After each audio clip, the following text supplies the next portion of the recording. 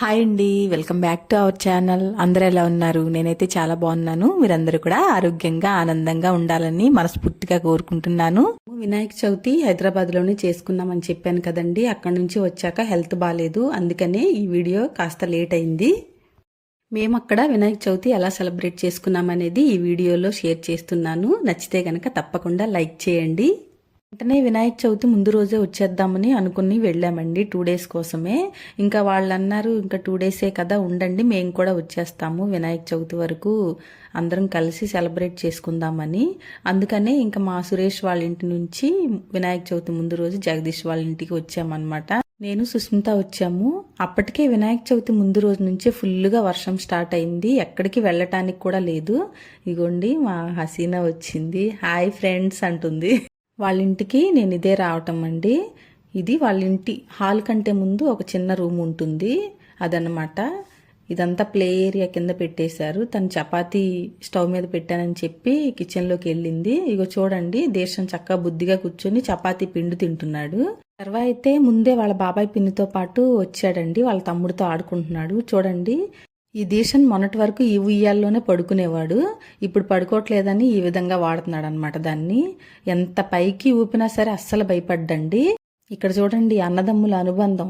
వాళ్ళ తమ్ముడికి దోశ తినిపిస్తున్నాడు అనమాట శర్వ.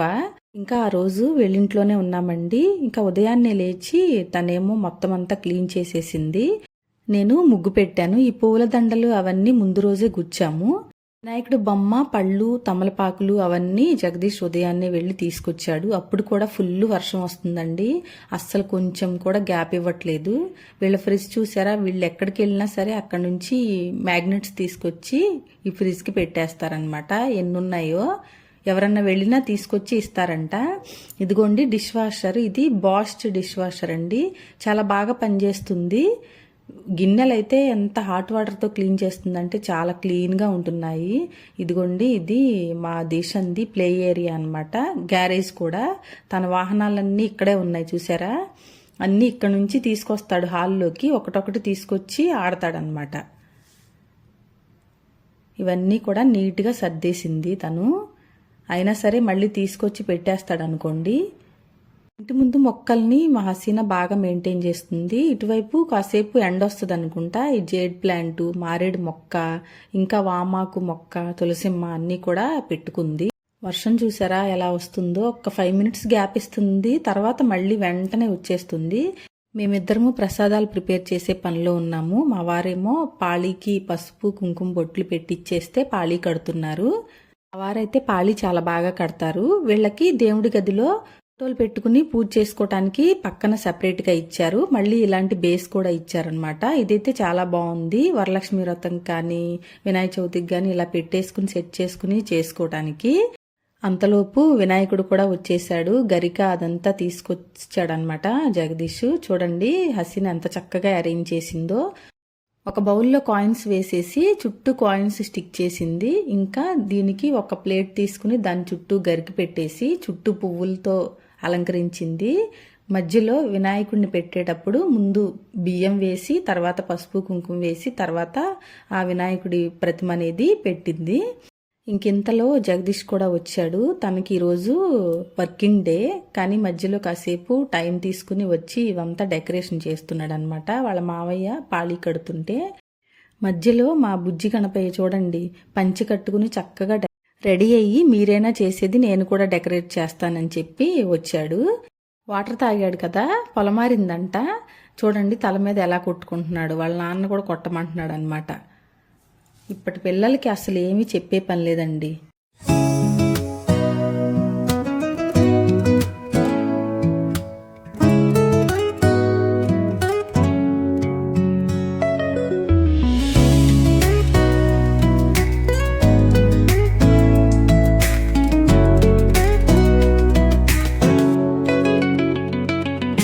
వినాయకుడిని చాలా చక్కగా నిండుగా అలంకరించి పెట్టారు. స్వామివారు కూడా ఎంతో ప్రశాంతంగా ఉన్నట్లు కనిపిస్తున్నారు కదా, నాకైతే చాలా బాగా నచ్చింది. పసుపు గణపతిని కూడా చేసేసుకుని ఇలా ఈ విధంగా చక్కగా దీపారాధన కూడా చేసుకుని, ప్రసాదాలు అయితే పులిహోర, పాయసం, ఇంకా తీపి ఉండ్రాలు మోదకాలు ఇంకా తాలింపు ఉండ్రాళ్ళు కూడా ప్రిపేర్ చేసి స్వామివారికి నైవేద్యంగా సమర్పించాము.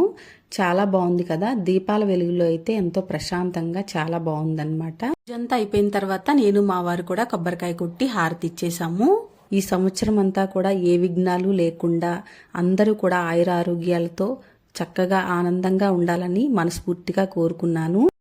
ఇంకా అందరము ప్రసాదాలు తిని మధ్యాహ్నం లంచ్ కోసం సురేష్ వాళ్ళ ఇంటికి వెళ్ళాము. అక్కడ లంచ్ కంప్లీట్ చేసేసుకుని ఈవినింగ్ వాళ్ళ వినాయకుడిని కదిపించేసి అక్కడ దగ్గరలో ఉన్న ఒక చెరువులో నిమజ్జనం కోసం తీసుకెళ్ళాము.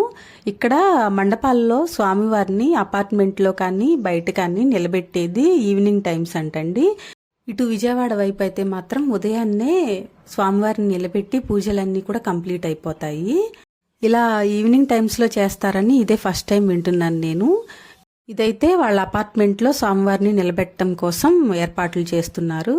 ఇదిగోండి ఇక్కడ చెరువు దగ్గరికి వచ్చాము స్వామివారిని నిమజ్జనం చేయటానికి. ఇక్కడైతే పత్రి ఇంకా మిగతా పూజా సామాన్లు ఉంటాయి కదా, వాటిని తీసి పక్కన పెడుతున్నారు. స్వామివారి ప్రతిమను మాత్రమే నీళ్లలో నిమజ్జనం చేస్తున్నారనమాట. అలా అయితేనే నీళ్లు ఎక్కువ పాడైపోకుండా ఉంటాయి కదండి. ఇదొకటి బాగా నచ్చింది నాకు. ఇక్కడ చూడండి, శర్వ వాళ్ళ అమ్మ దగ్గర నుంచి ఈ వినాయకుడిని ఎలా తీసుకుంటున్నాడో, తనే నిమజ్జనం చేస్తాడంట. ఇక్కడ మా వారు వీడియో తీస్తున్నారనమాట. నువ్వు కూడా వెళ్ళు అంటున్నారు.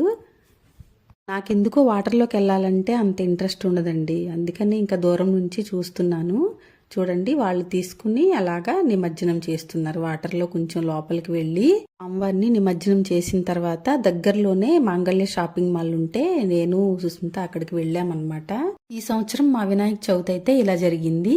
ఈ వీడియో మీకు ఎలా అనిపించిందో తప్పకుండా కామెంట్ చేయండి. నచ్చితే గనక లైక్ చేయండి, షేర్ చేయండి, మన ఛానల్కి సబ్స్క్రైబ్ చేసుకుని సపోర్ట్ చేయండి. Thanks for watching.